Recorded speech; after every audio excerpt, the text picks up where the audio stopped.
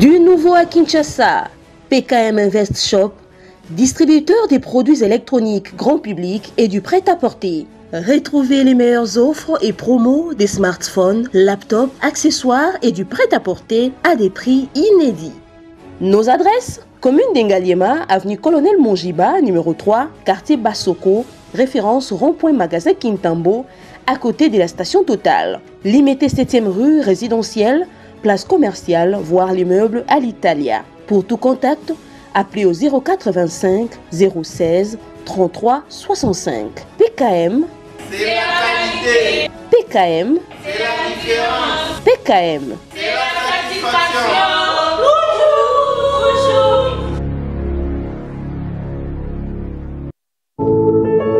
Puisque nous sommes tous Congolais, nous n'avons qu'une seule nation, la République démocratique du Congo, notre patrie. Nous avons le devoir de l'aimer et l'obligation de la faire développer à travers notre sens patriotique et nos belles actions. Chers patriotes, il est temps. Rejoignez-nous dans la campagne citoyenne et éducative de sensibilisation sur le champ.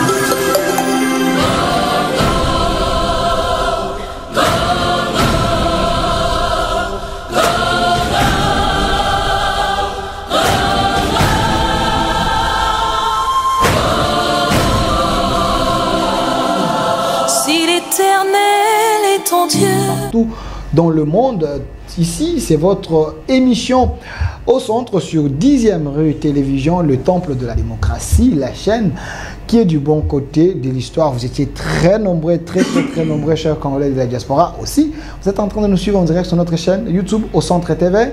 Vous nous avez demandé de les chercher parce que lui, il porte les Congos, il a l'amour de la patrie, il aime les Congos, il veut que nous puissions passer à la 4e République et ses arguments, vous appréciez cela. Voilà pourquoi vous nous avez demandé de l'inviter.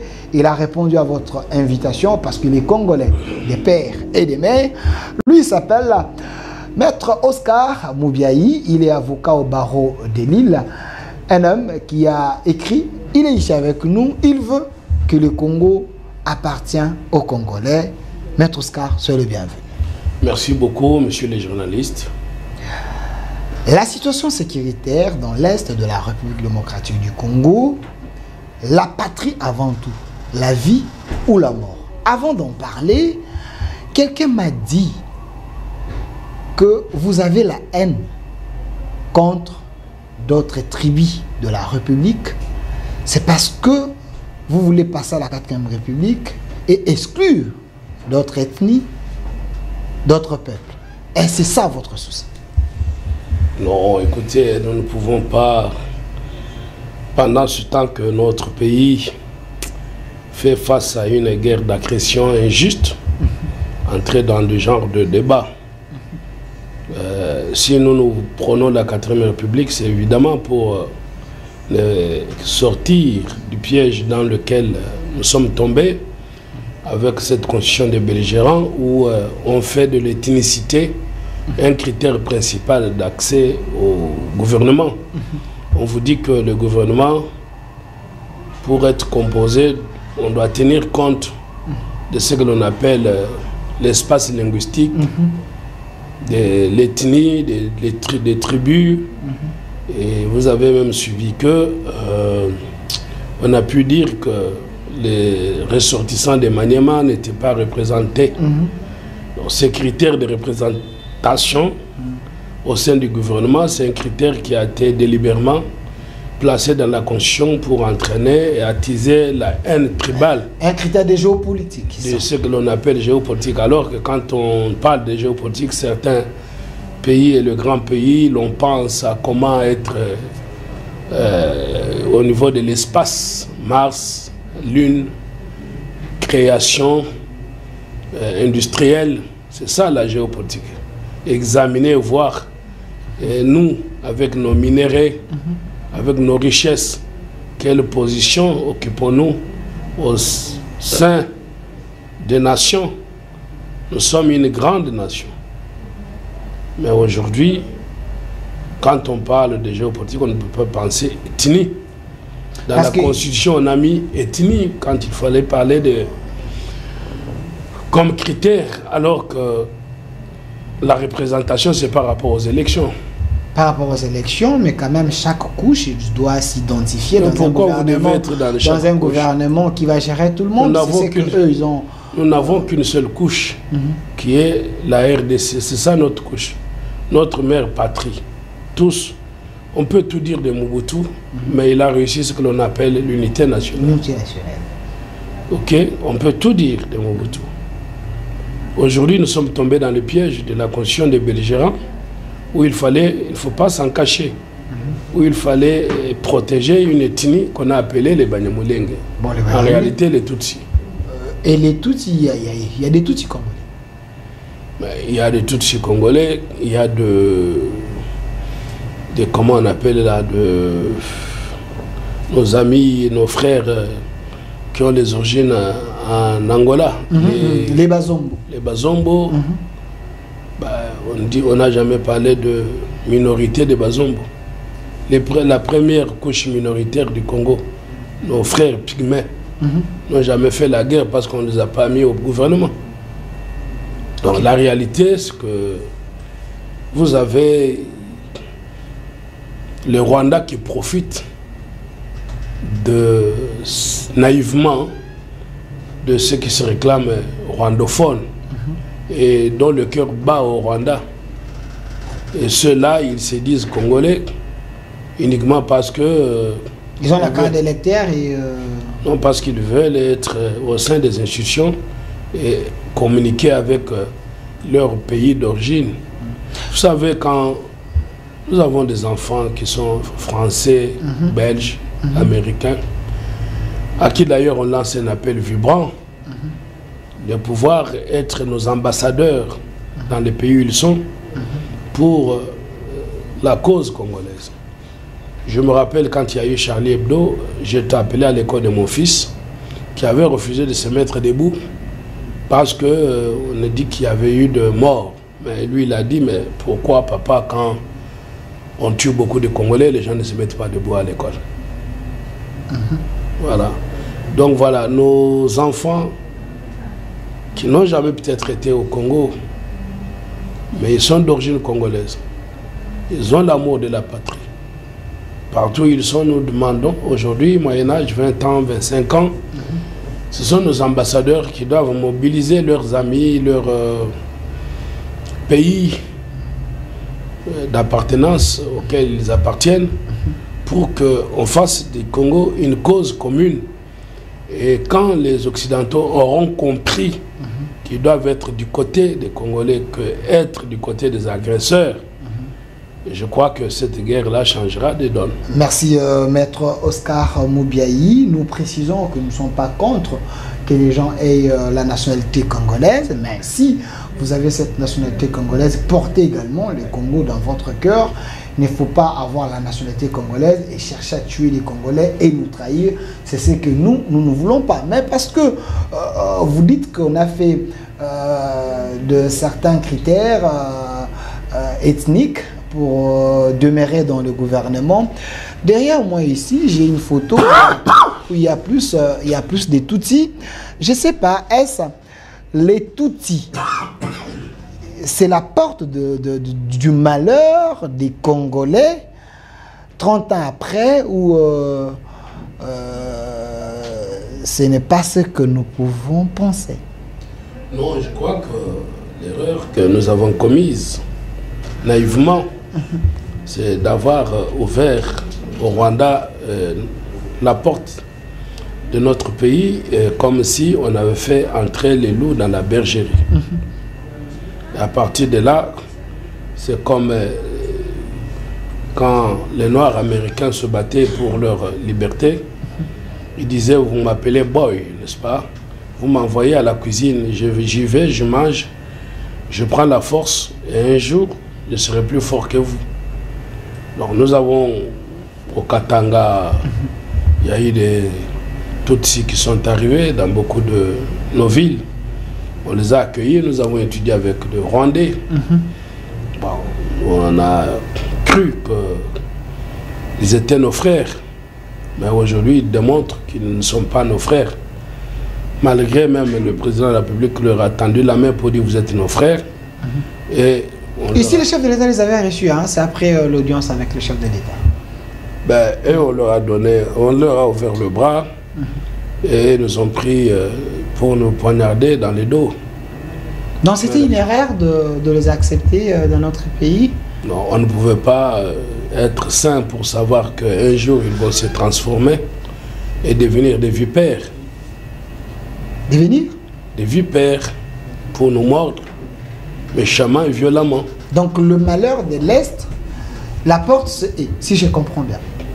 Mais écoutez, notre malheur, je ne le dirai jamais assez, je l'ai déjà dit sur votre plateau.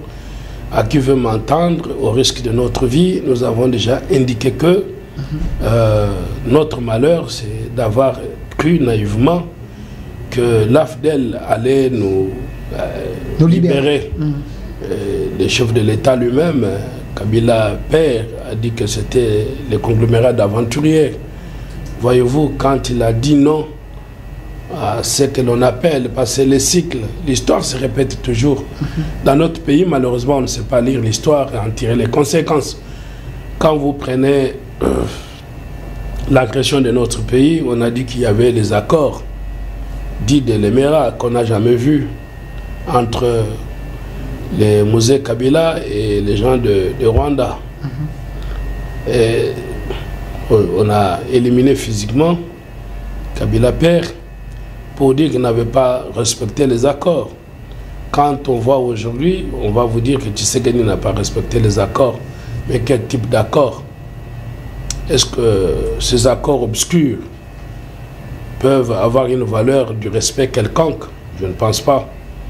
Y compris les accords qui ont été signés ouvertement par les gouvernements rwandophones sous les règnes de Kabila, avec des Raymond Tshibanda. Ils ont signé des accords bidons qui nous font... Mais Raymond Tshibanda, c'est un louba, mais c'est quelqu'un qui maîtrisait quand même certaines valeurs de la rue. Mais je ne sais pas voir la photo là, de Raymond Tshibanda, mais il est vivant. Nous tous, on est en train d'essayer un peu d'argumenter sur les accords. Mais pourquoi ne pas chercher Raymond Tshibanda, lui qui était parmi les signataires, les convoquer, les mettre même devant le caméra, la RTNC, qui nous explique un peu ce qu'il avait signé. Il semble que... C'est ce que j'appelle moi les traîtres de la République. Les traîtres de la République, leur place, ce n'est pas être libre. Vous dites? Les traîtres de la République. Non, Raymond Tshibanda fait partie des traîtres. Ben écoutez, c'est lui qui a signé en 2013 les accords bidons. Non, retirez, c'est quand même fort. Il était dans un gouvernement, il exécutait la volonté du gouvernement. C'était un gouvernement d'occupation et nous avons, avec l'AFDEL, connu beaucoup d'années d'occupation. Avec l'arrivée, les choses sont simples. Je ne sais pas pourquoi au Congo on cherche ce que l'on appelle des savants qui se donnent des titres, professeurs, ainsi de suite. Il y a des choses que l'on peut, sans diplôme par ailleurs, comprendre et analyser. Comment voulez-vous être Congolais en adhérant à une rébellion contre les Congolais, tuer vos frères et sœurs? On va en parler, mais restons d'abord sur cette histoire des accords, parce que on parlait des Tutsis, vous avez dit, les Tutsis c'était la porte de nos malheurs. Par notre naïveté, on les a acceptés, on ne savait pas qu'il allait nous poignarder plus tard. Mais j'ai suivi un professeur que moi, ça fait un moment, je croyais qu'il était congolais, parce qu'il portait le nom Louba, il s'appelle... professeur Bob Kabamba, mais je ne sais pas voir la photo. Le professeur Essambo avait dit cette constitution a été écrite par plus des étrangers que des Congolais. Mais je viens de suivre une vidéo, et c'est déjà sur notre chaîne YouTube au Centre TV, où lui-même confirme en disant que nous Tutsis, il parle de nous Tutsis.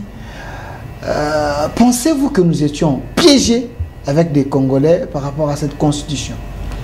Bon, au-delà de son appartenance ethnique qui n'intéresse personne, donc s'il est Tutsi, il s'en réclame.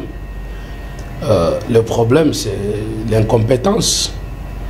Donc vous comprenez, vous pouvez être d'origine rwandaise, Tutsi, et quand vous avez changer la nationalité que vous vous réclamez d'un pays auquel vous appartenez, vos origines. Vous avez le Barack Obama qui sont devenus le président, encore quand on parle des professeurs que vous me citez. Professeur Sambo. Oui, le professeur Sambo a dit quoi? Que la Constitution a été écrite par plus plus d'étrangers que des Congolais. Il y avait peu de Congolais, mais il y avait plus d'étrangers. Pourquoi? Je crois que ça devait l'énerver lui-même en premier, parce qu'il a été avec ces gens autour d'une table pour rédiger la Constitution. Le premier réflexe nationaliste, c'est un aîné, un aîné que je connais personnellement, avec qui je partage beaucoup plus d'affinité, de respect. Mais maintenant, vous savez qu'en matière de science, il n'y a pas de fraternité. Donc je crois que, bon, ça a été peut-être plus fort que lui, où il n'a pas eu un sursaut nationaliste pour pouvoir, alors qu'il est de même village que notre héros national, pour ne pas accepter autour de la table les étrangers. Pas 60 ans après, lui-même, Sambo, c'est quelqu'un qui a beaucoup de compétences. Il pouvait rédiger la Constitution sans avoir besoin d'apport des incompétents comme les sociologues, les politologues qu'on a vantés dans notre pays comme étant des experts. Moi, je vous ai dit que ce monsieur-là, il a beau à être professeur, et encore à Liège ou je ne sais pas. Bob Kamamba? Oui, je parle de lui. Ok. Je vous ai dit qu'il n'avait aucune compétence pour pouvoir rédiger notre Constitution. Je vous ai dit ça. Aucune compétence. C'était un professeur universitaire. Mais dans sa spécialité de sociologue ou de politologue, un politologue ne rédige pas une constitution. La preuve qu'il a mal rédigé cette constitution. Maintenant, est-ce que d'abord c'est l'incompétence, il est totalement et absolument incompétent. Non, mais la constitution, il n'y a pas que les constitutionnalistes. On a quand même besoin des énergies de tout le monde, de la parole de tout le monde. Et les constitutionnalistes peuvent donner l'architecture, mais du moins, on a besoin des sociologues, des politologues, ainsi de suite. Écoutez, on a besoin de tout le monde pour donner leur idée. Mais pour traduire ces idées-là en loi, la constitution est une loi. La loi, c'est l'apanage des juristes ou des constitutionnalistes. Tout le monde peut donner une idée. Toi, voilà, vous pouvez m'appeler ici pour dire, maître, écoutez, pour notre chaîne, nous voulons ceci, nous voulons ça. Faites-nous un règlement intérieur. Là, j'ai compris vos idées, mais je dois traduire ça en règlement intérieur. Donc, tout le monde peut donner ses idées, mais on doit traduire ça en loi. Et pour traduire ça en loi, on n'a pas besoin maintenant de politologues ou de sociologues. Le problème de notre pays, on a fait de ce monsieur comme étant l'expert en matière constitutionnelle alors qu'il n'en a aucune compétence. Et aussi pour avoir caché peut-être ses identités, parce que quand vous parlez des Kabamba, de Bob Kabamba, c'est comme s'il est de l'espace Grand Kassai, mais du moment que lui-même a dit dans la vidéo dont je viens de parler qu'il est Tutsi, est-ce que nous avons des Kabamba Tutsi Bon, je ne suis pas ethnologue pour savoir commencer à faire recenser, mais le problème, ce n'est pas des noms, des origines. Le problème, c'est d'être vrai soi-même. Quand on se dit professeur, on est intellectuel. On doit avoir ce qu'on appelle honnêteté scientifique. Vous ne pouvez pas vous infiltrer et sous couleur de l'expert intellectuel pour trahir tout un pays. Je crois que quand on trahit avec les idées que l'on peut avoir, en rédigeant des lois bidons pour l'intérêt d'un pays auquel on appartiendrait, je crois que ce n'est pas différent que prendre une arme et tirer. Parce que vous savez, il est plus dangereux de tuer un peuple à travers l'idée qu'à travers une arme. Bon, maintenant, aujourd'hui, s'il se réclame d'être rwandais, nous comprenons pourquoi, en dehors de son incompétence doublée de son origine, que nous avons eu une constitution bidon. Maître Oscar, vous venez de dire quelque chose ici, qu'on ne peut pas tuer par une arme, on peut aussi tuer par les idées. Oui. Aujourd'hui, si nous avons cette guerre à l'Est, nous allons en parler dans quelques minutes, c'est parce que ces gens réclament les accords. Donc, les idées qui ont été couchées dans la Constitution, sur base de lois, documents, donc tout a commencé par les idées. Donc, aujourd'hui, nous avons cette guerre qui réclame les accords du 23 mars. Est-ce que ces accords ont été coulés dans la Constitution? Parce que vous dites qu'une Constitution bidon, ainsi de suite. Est-ce que pouvez-vous nous prouver ces accords dans la Constitution? Parce que vous voulez que nous puissions enlever cette Constitution, aller à la 4e République. Ben, écoutez, je crois que il ne faut pas chercher la cause de notre agression plus loin. La cause de notre agression, c'est par rapport à nos richesses. Et les bandits... Vous dites? Les bandits, okay, ou les voyous, qui veulent piller nos richesses, ne s'en cachent pas, ils prennent les armes, ils sont soutenus par ce que l'on appelle multinationales. Ils viennent chez nous, ils pillent. Pourquoi la guerre commence toujours à l'Est, à la frontière du Rwanda? Pourquoi cette guerre ne commence pas au niveau d'autres? Nous avons 9 pays voisins. Pourquoi seulement du côté rwandais? Donc je ne pense pas qu'il faille aller à l'école pour pouvoir analyser cela. Quand vous lisez Charles Onana, à qui on intente un procès, quand vous prenez Jacques Matan, qui est notre frère congolais, dont moi-même je suis avocat, qui a été viré de BBC sur demande du Rwanda, quand vous prenez Pierre Péan, vous comprendrez que à l'entrée de l'AFDEL, les Rwandais avaient déjà, depuis Ouganda, quand ils ont commencé leur conquête pour renverser le régime Hutu, Kagame avait déjà le plan d'envahir le Congo. Ok, c'est prouvé qu'ils ont fermé toutes les issues et orienté la fuite vers le Congo, et au nom de vengeance raciste, génocidaire pour l'élimination de Hutus, ben, ils ont prétendu venir chercher les Hutus au Congo, alors qu'en réalité ils venaient chercher nos richesses. Ils vous disent aujourd'hui qu'il faut mettre les périmètres sécuritaires parce que le Congo protégerait les rebelles rwandais, qu'on a appelés les FDLR. Tout ça, ce sont des arguments fantaisistes. Le problème qui est le problème rwandais, c'est de ne pas se contenter de ce que Dieu leur a donné comme petit pays.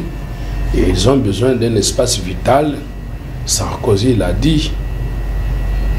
Il ne faut pas chercher qu'on vous fasse les dessins. Sarkozy est venu dans ce pays en nous regardant droit dans les yeux, alors que lui, il est considéré comme un voyou chez lui, pour nous donner des leçons en disant que nous devions partager notre espace. C'est comme si on demandait à la France aujourd'hui de donner un peu une portion de son territoire aux Allemands. Voyez-vous, ben maintenant comme on est dans une mentalité de coloniser, vous allez voir nos compatriotes aller dans des grands hôtels, prendre du café, et où on leur apprend ce que l'on appelle le renforcement des capacités. Et où on tolère des choses comme ça. Bon, pour nous autres qui avons vécu avec ces gens, dont on connaît la mentalité parce que nous avons fait preuve chez eux, nous disons à nos compatriotes, mais nous ne sommes pas écoutés. Il ne se passe pas une conférence, nous étions dans des états généraux, j'étais étonné alors que j'étais avocat français dans la salle. Tout le monde venait pour dire comme en France, comme en France, comme en France. Non, il faut qu'on arrête de dire comme en France. Disons comme au Congo, soyons nous-mêmes.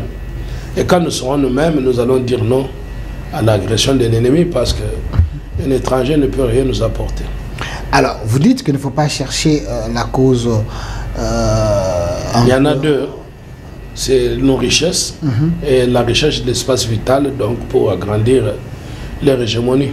Alors, ma question était, est-ce ces accords ont été coulés dans la Constitution?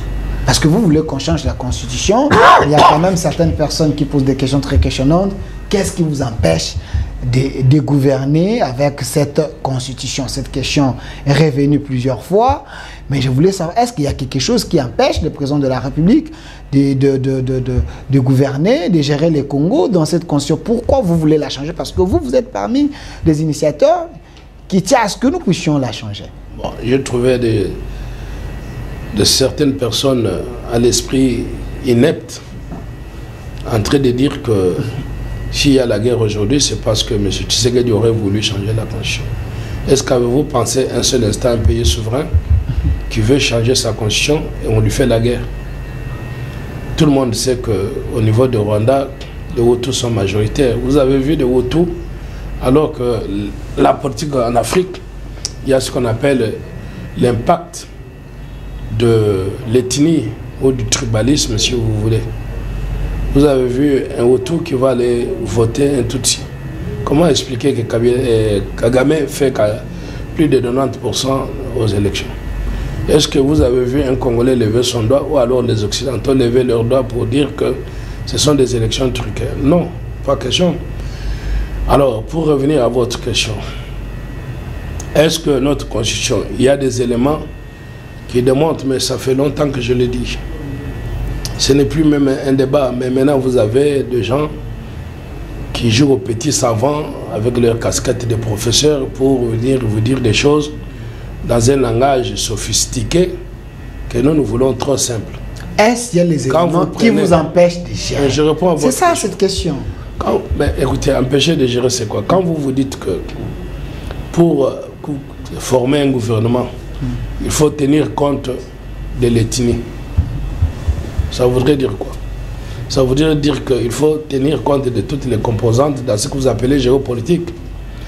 Maintenant, à partir de là, comment voulez-vous que un monsieur comme vous, par votre technicité, on puisse vous faire entrer au gouvernement parce que vous n'appartenez à aucune famille politique? Déjà, est-ce qu'aujourd'hui, les gens qui ne sont pas politiciens peuvent être appelés au gouvernement pour accompagner les chefs de l'État de par leur technicité? La réponse est non, la Constitution ne le permet pas. Vous avez pris un mode électoral que l'on a appelé proportionnel, n'est-ce pas, scrutin, la proportionnelle, n'est-ce pas, qui favorise les petits partis politiques. C'est pour ça qu'on a créé les AAA, BCC, DDD. Tshisekedi n'a pas créé ça. Ça, c'est que l'héritage malheureux qu'on lui a laissé par son prédécesseur Kabila. En conséquence, il y a quoi? Plus vous avez des petits partis politiques, vous ne pouvez pas avoir la majorité pour composer le gouvernement. Vous devez, ce qu'on appelle, vous devez faire la coalition. On a pris les aspects de la Belgique, n'est-ce pas, où il y a ce problème ethnique, mais qu'eux-mêmes appellent communautaire. Voilà, parce qu'en Belgique, vous avez les Wallons, les Flamands, et puis... alors, et ils ont un problème de leur pays qui est dans ce clivage tribal, mais qu'ils arrivent à vaincre par rapport au fait qu'ils sont un pays de vieille démocratie et ils sont au sein de l'Union européenne. Je vais vous dire par exemple que quand vous êtes du côté flamand, pour devenir propriétaire, vous devez justifier parler flamand. Il est interdit de parler français alors que ces gens nous ont colonisés en nous apprenant le français qui était une langue de Wallons. Mais les Flamands étaient envoyés ici, en Afrique, dans ce que l'on appelait dans des colonies. On ne nous a pas appris le flamand alors que nous devions parler la langue de nos colons. Mais on ne nous a pas appris ça et aujourd'hui, avec la chute de charbon, parce qu'à l'époque, l'or c'était le charbon. Et aujourd'hui, les Flamands, de leur côté, vous avez l'aéroport des Aventem, c'est côté flamand, vous avez les ports d'Anvers, c'est côté flamand, donc les poumons économiques de la Belgique, c'est du côté de flamand. Et les Flamands, aujourd'hui, interdisent même l'usage de la langue française à leur administration. Vous comprenez? Alors, quand maintenant vous prenez des dispositions constitutionnelles du genre que pour former les gouvernements, il faut tenir compte de la majorité. En cas de manque de majorité, il faut aller dans la coalition. Alors que notre constitution est inspirée de la France et a mis en place un régime dit semi-présidentiel. Et en France, il n'y a pas cette disposition. Ce n'est même pas rédigé dans la constitution. C'est ce qu'on appelle le fait majoritaire. Ça veut dire que le président forme le gouvernement en tenant compte de la majorité au sein du Parlement, parce que si on n'a pas tenu compte de la majorité au sein du Parlement, le gouvernement ne pourra pas être investi. Donc on laisse la possibilité au président de trouver l'équilibre et de prendre une équipe gouvernementale de gens à même d'accompagner le pays. Mais nous, on nous a pondu un article fantôme, sans tête, où on dit 30 jours formation d'un formateur, si on n'a pas identifié la majorité, aller chercher la coalition. Mais quand on parle de coalition, sur quoi repose cette coalition? Parce qu'il faut passer par l'informateur, formateur, ainsi de suite. Oui, mais on nous a mis des histoires comme ça dans la constitution. Non, c'est inutile. Mais où est-ce que vous avez connu ça dans le passé? Ok, on a suffisamment compris les raisons qui dérangent. Alors, maître... Il y a d'autres? Quand vous prenez déjà coalition, formateur, informateur, maintenant sur quoi repose ce que l'on appelle coalition? Ailleurs en Europe, vous avez des partis qui ont ce que l'on appelle l'idéologie. Vous avez les écologistes, les gens de droite et de gauche. C'est pour ça que quand on dit coalition, le programme gouvernemental doit tenir compte des sensibilités de ces formations politiques. En Afrique, nous n'avons pas de partis politiques à idéologie. Le professeur Avril les appelle les partis politiques attrape-tout. Nous n'avons pas d'idéologie. Donc nous n'avons pas de gens de gauche, de droite, il n'y en a pas en Afrique. Voilà, c'est clair et net. Voilà. Bon, à partir de là, au lieu de dire qu'on va faire la coalition, là on identifie par rapport aux idées. En Afrique, on identifie par rapport à l'ethnie. Non, c'est déjà un problème. C'est déjà un problème. C'est pour ça qu'on va vous dire qu'il n'y a pas beaucoup de Banyamulenge dans les gouvernements. Ça, c'est première considération. Deuxième considération, aujourd'hui, nous parlons de nos territoires qui tombent ou qui sont tombés. Alors, là où il fallait dire que les sols et les sous-sols appartiennent à l'État, ça voudrait dire la différence en droit, et que je l'ai dit déjà beaucoup de fois. Quand vous dites que vous assurez la souveraineté sur un territoire, la souveraineté peut se perdre. La preuve, nous n'avons pas notre souveraineté sur certaines parties du territoire, par exemple sur Goma aujourd'hui. Pourquoi? Parce que quand un rebelle entre et qu'il arrive à prendre les territoires, ce n'est plus notre police, ce n'est plus notre armée, ce n'est plus notre impôt. Donc nous n'exerçons plus tous nos attributs de souveraineté sur cette portion du territoire. Et comme on nous dit dans notre constitution que nous exerçons la souveraineté, et quand on perd la souveraineté, que devient ce territoire-là?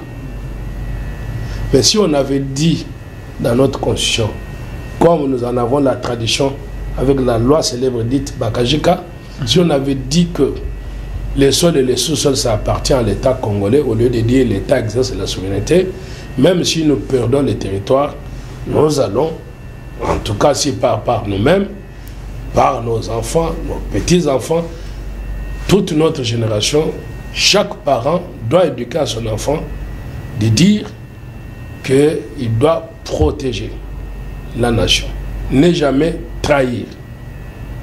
Voilà. Mais maintenant, quand on vient nous prendre des lois stupides, dans notre conscience en disant qu'on doit exercer la souveraineté. Non, on doit dire les sous-sols nous appartiennent. Et c'est difficile ça. Alors, merci Maître Oscar. C'est vrai, les temps nous fait de fou. L'émission est en direct sur notre chaîne YouTube au Centre TV. Sur ces plateaux, je suis avec l'initiateur de la 4e République. Il tient à ce que nous puissions changer la Constitution parce qu'il estime que la Constitution que nous avons, c'est une Constitution à l'intérieur, il y a autant de pièges. Donc, cette Constitution ne permet pas que nous puissions aller au développement ou soit changer les paradigmes. Alors, Maître, la guerre de l'Est, on en parle, vous avez dit c'est une guerre des minerais pour le problème de l'espace, ainsi de suite.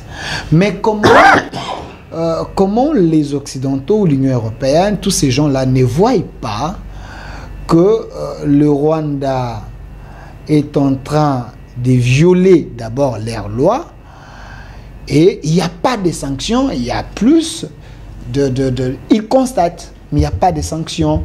Qu'est-ce qui fait que le Rwanda n'arrive pas à fléchir et le président Kagame reste un président très têtu? C'est parce que il connaît leurs secrets ou soit c'est leur enfant chéri en Afrique? Bon, on a toujours dit que les pays n'ont pas d'amis, ils n'ont que des intérêts.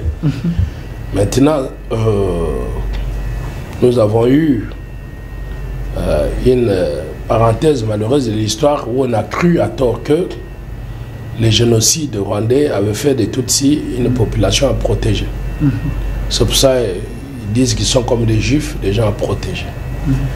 Ça avait créé la psychose. Vous savez, les Occidentaux ont laissé derrière eux, il y a très longtemps, l'horreur. Quand vous montrez à l'opinion occidentale qu'on peut prendre un couteau et éliminer, piler les enfants dans les mortiers, ça crée un traumatisme réel où les Rwandais, avec les Tutsis, se sont victimisés. Et avec l'opération turquoise, on a fait de la France un pays coupable de ce mascarade, alors qu'il était bien orchestré pour pouvoir justifier l'agression dont nous souffrons aujourd'hui. Maintenant, il a fallu du temps et je pense qu'il est trop temps de démontrer aux Occidentaux d'arrêter de faire fausse route.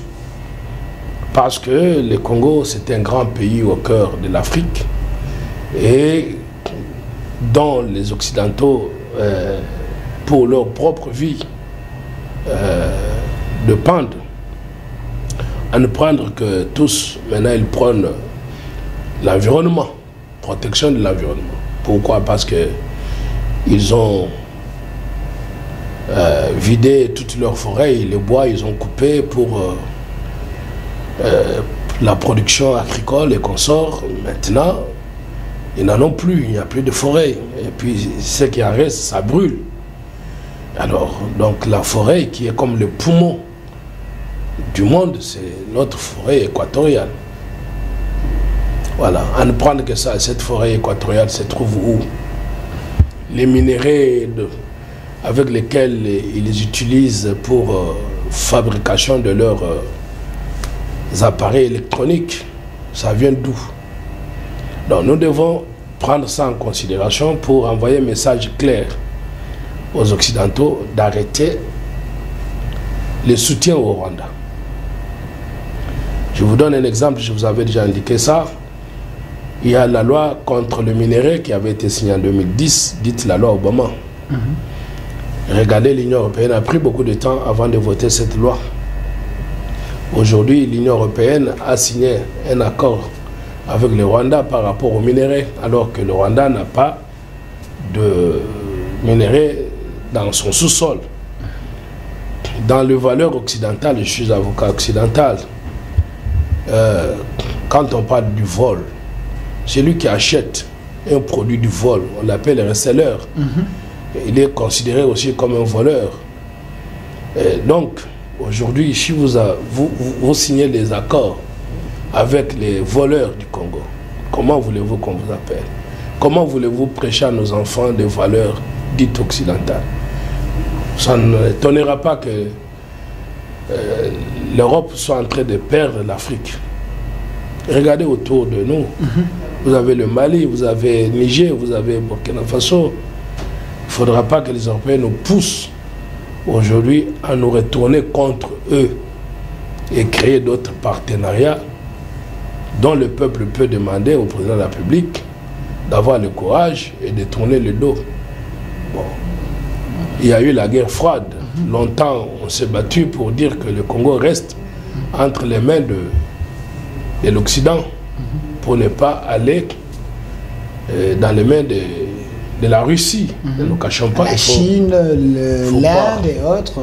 Et ils disent qu'ils sont sauvages, ils n'ont pas de valeur. Bon, nous sommes nourris et éduqués aux valeurs occidentales. Mais c'est que l'Occident, je suis désolé, nous montre aujourd'hui et ne nous inspire pas à être éternellement avec eux. Alors, deux choses pour chuter par rapport à ça.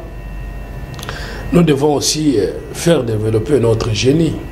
Okay. Et là, nous vous demandons aussi au président de la République, de ce côté-là, de faire preuve de beaucoup plus de rigueur dans ce qui touche la nation. Je suis informé, et nous avons tous vu, qu'il y a nos confrères occidentaux qui sont là, comme aujourd'hui, avocats du Congo contre ce que l'on appelle les minéraux de la mer. Et qui sont attaqués à Apple par une simple lettre, mail auquel on n'a même pas répondu, en faisant ce qu'on appelle les mises en demeure. Je crois que c'est de la honte. Nous sommes quand même avocats et nous pouvons suggérer quand même pour l'intérêt de notre pays et voir défendre notre pays à taux zéro que par rapport aux honoraires qu'on payerait aux Occidentaux, parce que nous devons consommer national. Alors, bon, peut-être que vous n'avez pas une certaine crédibilité sur le plan international, voilà pourquoi le pays ne veut pas trop risquer avec vous. C'est juste une parenthèse, ça vous lèse? Non, nous ne demandons pas crédibilité comme moi. Moi, je suis avocat français, les gens que j'ai vus sont soit avocats américains, soit avocats français. Je ne vois pas ni l'Amérique ni la France prendre un avocat congolais d'origine que je suis pour défendre la cause française. Okay. Ça, il faut que chaque chose doit avoir des limites. Ça, il faut qu'on soit clair. Vous ne verrez jamais un Français, un président français rouler dans une Mercedes. Pourquoi? Ça ne se fera jamais, jusqu'à la fin du monde. Merci. Alors, c'est pour dire consommer national. Alors, et vous verrez, vous avez vu aujourd'hui que l'Europe, parce qu'on n'a pas voulu entretenir de vraies valeurs, et que l'Europe est en échec de valeurs, vous voyez maintenant que le peuple se retourne, son peuple se retourne vers les extrêmes. Vous avez vu l'Amérique, hein, ça ne va pas nous étonner que les extrêmes poussent. Vous avez vu en Italie. Donc c'est pour dire que, excusez-moi, je suis un peu avec une petite toux, mais au nom de la nation on vient. Donc c'est pour vous dire que bon, nous n'avons rien contre. Ce n'est pas vers la cour ou le tribunal africain ou les droits de l'homme qu'on doit aller pour attaquer des choses. Comprenez? Là, nous devons créer ce que nous appelons nos think tanks. Nous devons recourir à nos compatriotes avocats de l'extérieur pour faire comme les Rwandais le font. Ils ont attaqué là où ça fait mal. BNP Paribas a été attaqué par les Rwandais devant les juridictions, comment on appelle, françaises. Aujourd'hui, le Camerounais Charles Onana, qui avait rédigé les livres contre les Tutsis, a été condamné devant le tribunal correctionnel en France, parce que les Rwandais l'ont poursuivi. Les Rwandais l'ont poursuivi, mais Charles Onana n'a pas eu le soutien des Congolais, l'homme qui s'est battu pour que les Congolais comprennent. Il semble qu'il y a une naïveté collective hein, des Congolais. Mais maître, parce que vous parlez de l'Union européenne, mais il y a quand même certains pays africains. Si vous prenez l'Afrique du Sud, il y a également aussi l'Inde qui est de l'autre côté, le Brésil. Ils ont créé Brexit. Est-ce que nous sommes obligés de coopérer seulement avec les Européens? On ne peut pas se décider autrement, on ne peut pas s'en passer d'eux. Non, ça voudrait dire quoi? C'est question de ce que vous appelez la géopolitique. Avec les Européens, nous avons une histoire commune. Ce n'est pas pour rien que nous appelons les Belges les locaux. Donc, il vaut mieux diable que l'on connaît qu'un ange que l'on ne connaît pas. Donc nous avons cru jusqu'à preuve du contraire que nous avions une histoire commune et que nous devons rester ensemble et que dans cela, ils doivent nous soutenir. Mais s'ils ne nous soutiennent pas, c'est ce que nous disons, à ce moment-là, les choix seraient clairs.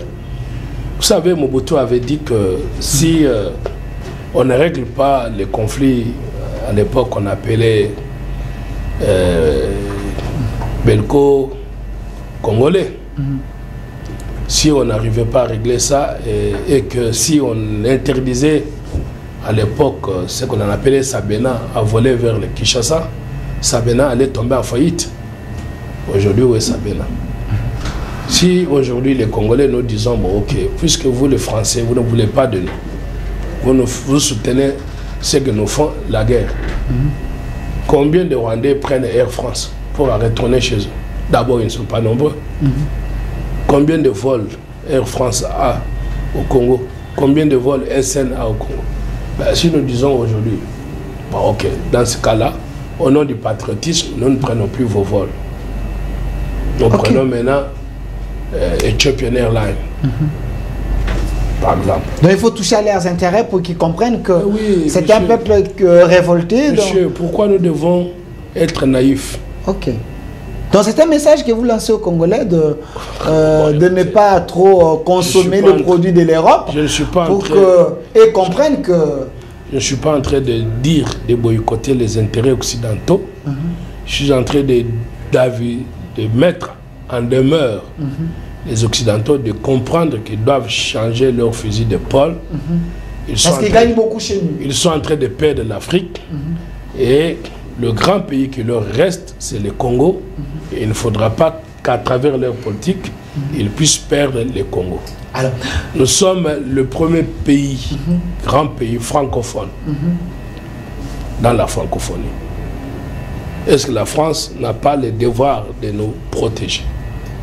Est-ce qu'il faut attendre la protection auprès de la France? Je ne sais pas. Mais ils ont armé. A les droits de veto. Mais non, est-ce qu'on ne peut pas nous prendre en charge? Ce n'est pas un problème de veto. Ce n'est pas un problème de veto. Écoutez, cher ami. Parce que quand vous dites qu'il faut que la France nous protège, ça lèse certains patriotes en disant jusqu'aujourd'hui, 60 ans après, vous... Non, il faut sortir de théories inutiles. Théorie inutile. Il ne faut pas être dans les analyses, on va dire peut-être académiques ou émotionnelles. Nous avons été un pays qui ne pouvait pas toucher le Rwanda avec Mobutu. Et on a balkanisé notre pays en nous faisant croire que Mobutu était le grand dictateur. Certes, il l'était. Mais est-ce qu'on ne savait pas, Mobutu qui s'est soigné dans les pays occidentaux, on ne savait pas qu'il allait mourir de sa belle mort pour qu'on nous apporte la guerre dite de l'AFDEL, début et source de notre malheur. C'est pour ça que je prône toujours que cette date du 17 mai doit disparaître de nos agendas politiques. C'est le jour de notre malheur, même si on a dit journée des armées. Comment vous prenez, c'est comme la France aujourd'hui, il prend le jour où l'Allemagne l'a occupé, il dit ça journée des armées. Ça n'a pas de sens. Donc, il faut qu'on commence à dire des choses simples et claires pour nos compatriotes. Quand on a chassé nos ex-phases, ok, on a désorienté notre armée, on nous a amené ce qu'on a appelé mixage, brassage. En réalité, on nous a mis à la tête de notre armée, on nous a mis les généraux, les officiers rwandais ou les collaborateurs de Rwandais. À côté de ça, on nous a mis, pour devenir ministre dans ce pays, il fallait être en sainteté avec le Rwanda. Voilà, et nous avons été occupés comme ça pendant 18 ans. Nous sommes le seul pays au monde où nous avons eu un Rwandais comme notre chef d'état-major, James Kabaré. Les seuls pays. Vous en connaissez un autre. Les gens risquent de vous contredire. Hein, qu'ils me contredisent. Les autres citent Che Guevara en disant que... Non, Che Guevara, il ne faut pas qu'on confonde. Che Guevara était un révolutionnaire qui est venu pour soutenir la rébellion avec Mosé Kabila, il est reparti très rapidement. Je ne sais pas dire pourquoi il est reparti. Les causes de son départ sont connues de tout le monde. C'est pour ne pas salir la mémoire de Mosé que je ne le dis pas. Alors, mais maintenant, nous pouvons... Il y a eu des mercenaires. Che Guevara pouvait être considéré comme mercenaire. Bon, avoir des mercenaires, ça, ce n'est pas un problème. Mais maintenant, Che Guevara n'a jamais été dirigeant d'une armée nationale. Est-ce qu'il était cubain, Che Guevara? Che Guevara, oui, non, Che Guevara n'est pas cubain, n'était pas cubain. C'est un Argentin. Mais il a pris la nationalité cubaine parce qu'il a combattu aux côtés de Fidel Castro. C'est dans ce sens-là que je vous ai posé cette question. Il faut pas parce que les autres, une fois il y avait un débat ici, les autres ont dit que non. Demandez, Che Guevara, c'est un Argentin, mais du moins au Cuba, il avait eu des postes de responsabilité. Mais ici, on nous a donné la photo de James Kabarebe. Non, attention, Che Guevara s'était naturalisé cubain. Et plutôt, oui, cubain. Il a occupé le poste ministériel. Oui, mais c'est ce que j'ai dit. Parce que là, vous lancez les défis en disant que... Non, mais ça, c'est... James Kabarebe était naturalisé congolais. Mais comment il s'est retrouvé ici, chef d'état-major? Parce que nous étions sous occupation. Déjà, le Congo n'admet pas la double nationalité. Comment dire James Kabarebe? Les Bosco Tanganda, les Kundabatwa, tous ces gens-là, ils sont venus ici. Ce sont des Rwandais qui se sont imposés chez nous parce que nous étions dans un système rwandophone. Est-ce que Joseph Kabila faisait la volonté de Paul Kagame? Ben écoutez, non. Il semble que tout ce que Paul Kagame lui demandait... Moi, je n'entre pas ça. Il faut retenir, non, il faut avoir le courage de dire des choses. Joseph Kabila a combattu dans les rangs de l'armée rwandaise. Il a combattu dans le rang de l'armée rwandaise. Dans certains soldats de Kagame? Ben écoutez, ne me faites pas dire des choses que tout le monde connaît. Ok. Ben, toujours est-il que c'était un militaire qui est venu dans les valises de l'AFDEL. Ok. Et qui dit l'AFDEL, nous savons que c'était une armée dirigée par le Rwanda. Ça, même Joseph Kabila lui-même le sait. Ok. Donc ça, ce n'est pas... Vous savez... Dans les mains du Congo est profond. Non, au Congo, il ne faut pas chercher des histoires sensationnelles. Ok. Le moment donné de l'histoire a fait que Joseph Kabila s'est retrouvé dans un système avec son père. Maintenant, il ne faut pas que les Congolais perdent leur temps de dire qu'il est fils de Kabila. Ça, ce n'est pas leur problème. Joseph Kabila a dirigé ce pays pendant 18 ans. Il a été dirigeant de notre pays. Donc, c'est un acteur majeur de la politique congolaise qui doit s'impliquer pour être à côté de son frère Tshisekedi, afin que notre pays ait la paix durable. On parle même d'un dialogue en téléchargement, il semble que le chef de l'État... Maintenant, quand ils vont faire de cartel politique contre nature. Non, on a reçu la Senko aujourd'hui, il semble que... il y a un dialogue en téléchargement, il faut qu'il y ait la présence des Kabila, de Katumbi, de Jean-Pierre Bemba et les autres. Vous êtes partant par rapport à ces dialogues? Moi, je suis... S'il y aurait le dialogue. Depuis que Tshisekedi a pris le pouvoir, c'est pour ça que j'ai créé ce qu'on appelle l'état des droits en marche, puisque nous devions mettre fin, donc une rupture avec ce que l'on a appelé le passé. Quel a été notre passé? Les brassages, les brassages, les mixages, les dialogues, ça nous a perdu inutilement le temps. Et l'on a eu des gens, parce qu'il a pris l'arme, il devient homme fort. Comme les apprentis sorciers qui ont regagné la rébellion aujourd'hui. Pour enfin, après avoir tué nos frères et sœurs et violés, venir soi-disant pour diriger les Congolais, et les Congolais s'inclinent. Nous devons soutenir le président de la République pour qu'à plus jamais nous puissions rentrer en arrière vers ce système. C'est pour ça que Tshisekedi dit non. Et le peuple congolais doit être derrière lui pour ne pas accepter que les gens qui ont pris les armes redeviennent au poste de responsabilité politique demain. Parce que ça sera envoyer le message comme quoi il faut prendre une arme pour devenir ministre. Donc tous les rebelles, tout ce monde-là, c'est pour ça que je préconise que quand vous avez pris les armes contre le Congo et que vous avez une double nationalité, ça voudrait dire que vous vous êtes déjà réclamé comme appartenant à la nationalité, comme le monsieur qui venait de me dire tout à l'heure, il s'est réclamé le Tutsi. au Tutsi. Bob Kabamba. Un monsieur comme ça, à aucun moment, peut devenir ministre au Congo. Nous demandons aux compatriotes de dire non. Donc il faut dire non aux étrangers qui viennent pour nous occuper. Alors quand vous me parliez non, Kabaré, vous me parlez de Bizima Kara qui ont été des ministres dans ce pays. De Bosco Tanganda et les autres. Donc vous comprenez que nous avons été dans un système afdelien. C'est ce que j'appelle l'ordre système d'Afdel. Okay. C'est ce que moi j'appelle qu'il faut mettre fin au système de l'Afdel. Ce changement de l'ordre politique prend du temps, exige beaucoup de soutien des Congolaises et Congolais, comme un seul homme derrière le chef de l'État, pour sortir de ce système d'occupation. Voilà. Alors, Maître Scar, parce que nous faisons, on est en train de chuter, c'est vraiment important.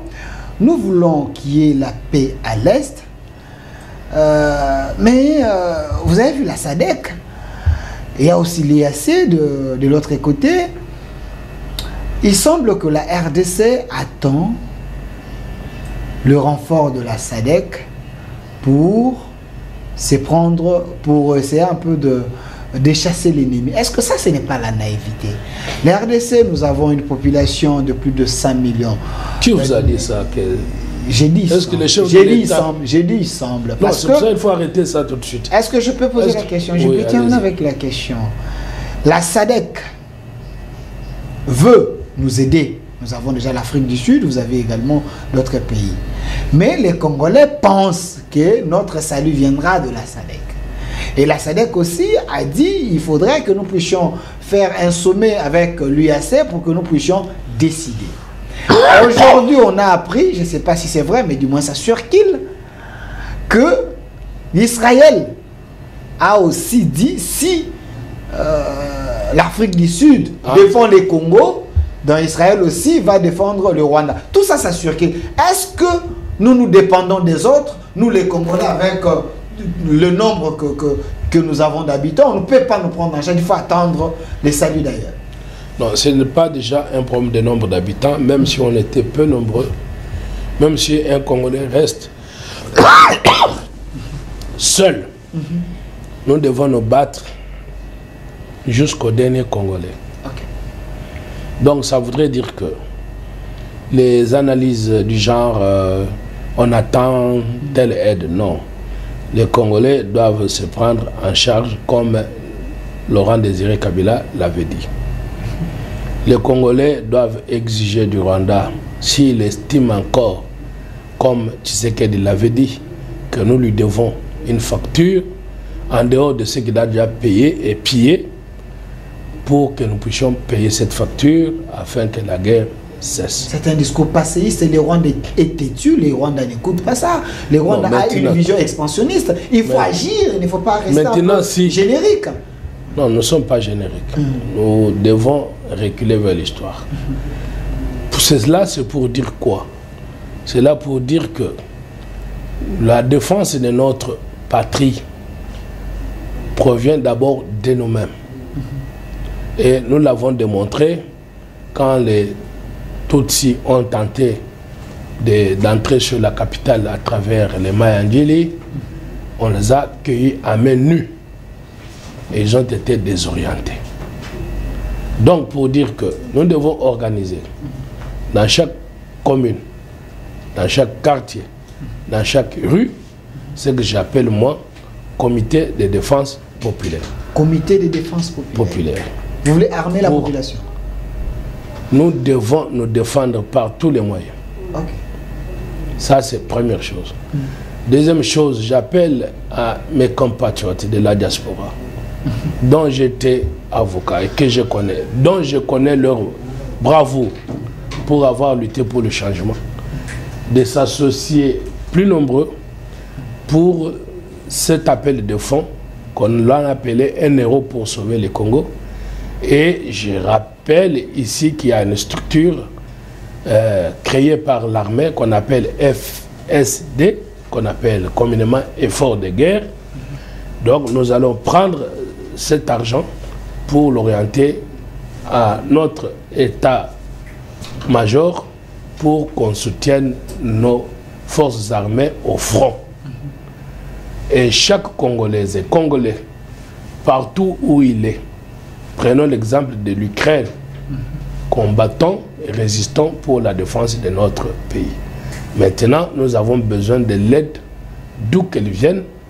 Elle est la bienvenue parce que aucun pays n'a jamais eu à rester isolé comme une île quand il est face à l'agression. Donc toute aide d'où qu'elle vienne, elle est la bienvenue, pour autant que c'est dans le sens de notre protection. Ce n'est pas une faiblesse d'accepter le soutien. Ce n'est pas une faiblesse d'accepter les soutiens. 30 secondes, vous terminez, regardez la caméra. La dernière question, il y a ceux qui pensent que nous devons nous méfier en dehors du Rwanda et l'Ouganda. Il y a 7 autres pays voisins. Il semble même que le Congo-Brazza ici, on a entendu dans les réseaux sociaux, il semblerait que le François Beya, ça soit invité les gens, le Rwanda voulait passer par là, ainsi de suite. Face à tout cela, quelle est l'attitude que nous devons avoir face aux 7 pays restants? Nous avons le Burundi aussi aujourd'hui qui nous soutient. Est-ce que nous devons ouvrir les yeux parce que le 9 pays risque de nous faire aussi la guerre si on n'est pas si concentré? Non, écoutez, l'attitude est qu'il ne faut pas céder à la psychose. Nos pays voisins restent nos frères et nous devons avoir la fraternité entre les peuples. Aujourd'hui, il ne faut pas qu'on se disperse. Nous avons un seul ennemi qui est le Rwanda, non pas en tant que peuple rwandais, mais par les dirigeants rwandais. Et quand le Rwanda achète les espaces sur Congo-Brazza, ça devient dangereux. Écoutez, le Congo-Brazza, c'est un pays souverain. Vous avez suivi que dans leur Assemblée nationale, il y a les députés qui disent non à cela. Mais nous ne pouvons pas maintenant amalgamer et nous opposer à un pays frère et voisin par rapport à sa politique. Nous pensons que ce pays, il est un pays frère et voisin. Et il a une histoire avec le Congo. Le Congo-Brazza, le Congo-Kinshasa sont des frères. Merci. Maître Oscar Moubiaï, je précise que vous êtes avocat au barreau de Lille. Vous êtes initiateur de la 4e République. Vous tenez à ce que nous puissions changer cette constitution parce que dans la constitution actuelle que nous avons, qui a 229 articles, il y a du n'importe quoi qui ne reflète pas la réalité de notre pays. Merci d'avoir répondu à notre invitation. Merci également. Merci. Pendant ce temps ici. Il semble que le régime est le fruit de cette constitution. Si vous suspendez la constitution, donc vous mettez le gouvernement à côté. Alors, merci à vous, cher public. L'émission des gens en direct. Vous clôturez les débats en ouvrant les débats. Bon, on verra ça. Voilà, merci à vous. Cette émission est déjà en direct sur notre chaîne YouTube au Centre TV et Delcas Télévision. Prenez les liens, suivez et laissez vos commentaires parce que mon invité va lire tous vos commentaires et nous pouvons également revenir pour essayer un peu de répondre aux questions très questionnantes. Merci à la réalisation M. Massounda qui était là, assisté par M. Toussaint qui était du côté de la régie finale et aussi Faïda derrière la caméra et Germain. Côté YouTube, Rachidi, une autre RDC est possible. Chers Congolais, prenons-nous en charge. Au revoir. Du nouveau à Kinshasa, PKM Invest Shop, distributeur des produits électroniques grand public et du prêt-à-porter. Retrouvez les meilleures offres et promos des smartphones, laptops, accessoires et du prêt-à-porter à des prix inédits. Nos adresses: commune d'Engaliema, avenue Colonel Mongiba, numéro 3, quartier Bassoko, référence rond-point magasin Kintambo, à côté de la station Total. Limité 7e rue résidentielle, place commerciale, voire l'immeuble à l'Italia. Pour tout contact, appelez au 0425 016 33 65.